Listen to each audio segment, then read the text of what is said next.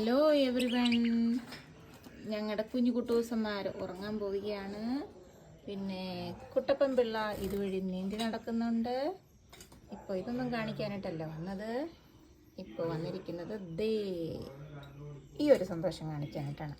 ഇത് നമ്മൾ പാലാ ജൂബിലിക്ക് പാലാ ടൗണിൽ ലൈറ്റിങ്സും ഒക്കെ കാണാനായിട്ട് പോയപ്പോൾ ഞങ്ങൾ മേടിച്ച താമര വിത്തുകളാണ്. ഇതിന്ന് 4ാമത്തെ ദിവസമാണ് ഞാൻ വെള്ളത്തിലിട്ട് വെച്ചിട്ട്.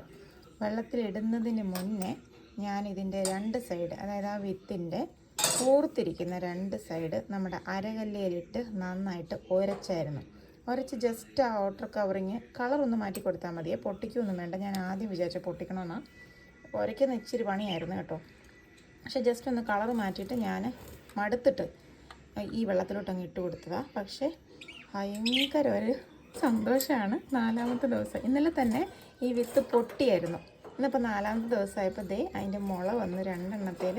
പിന്നെ ആ ഒരെണ്ണം എന്താ അങ്ങനെ കിടക്കുന്നതെന്ന് ചോദിച്ചാൽ, അത് ഞാൻ ആക്രാന്തം കയറിയിട്ട് നമ്മുടെ താമരക്കുളത്തിൻ്റെ തൊട്ടടുത്ത് ഒരു ബേസിനൊക്കെ സെറ്റാക്കി വെച്ച് അതിനകത്ത് കൊണ്ടുവന്നങ്ങ് ചെളിക്കകത്ത് പൂഴ്ത്തി വെച്ചു, പെട്ടെന്ന് കിളുക്കട്ടെ എന്ന് ഓർത്തിട്ട്. പക്ഷേ അങ്ങനെ വെച്ചിട്ട് ആ വിത്തിന് ഒരനക്കവും ഇല്ല. ഞാൻ ഇട്ടതുപോലെ തന്നെ അവനവിടെ കിടപ്പുണ്ട്.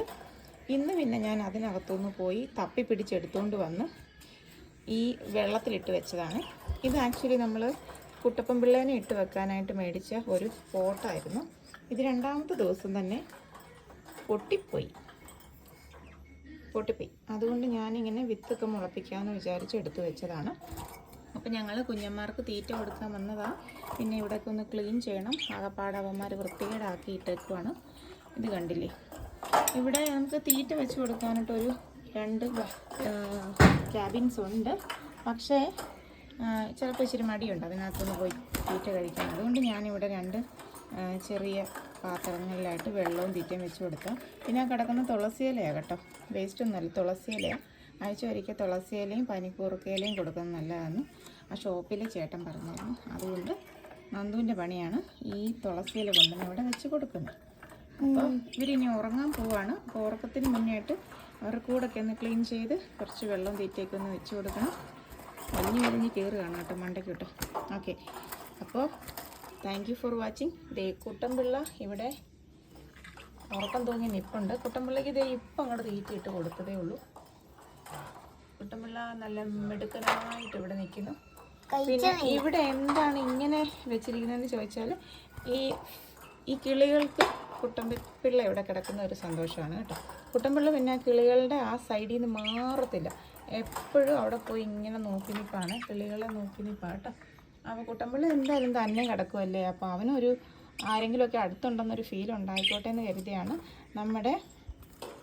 നമ്മൾ ഈ മുളകും ഇഞ്ചിയൊക്കെ ഇടിക്കുന്ന ഒരലില്ലേ, ചെറിയ ഒരൽ, അതിൻ്റെ മണ്ടയിൽ ഒരു ഐസ്ക്രീം ബോട്ടിൽ വെച്ചിട്ട് അതിൻ്റെ മണ്ടയിൽ കയറ്റി കുട്ടൻപിള്ളയുടെ വീട് വെച്ചേക്കുന്നത് കേട്ടോ. ഇതൊക്കെ ഞങ്ങളുടെ ചെറിയ ലീലാവിലാസങ്ങളുടെ ഭാഗം മാത്രമാണ് കേട്ടോ. കുട്ടൻപിള്ള ഇങ്ങനെ ആ സൈഡിൽ നിന്ന് മാറുകയല്ല കേട്ടോ. ഇവർ ഭയങ്കര കൂട്ടായെന്നാണ് തോന്നുന്നത്. ഓക്കെ, അപ്പോൾ ബൈ ബൈ, ഗുഡ് നൈറ്റ്.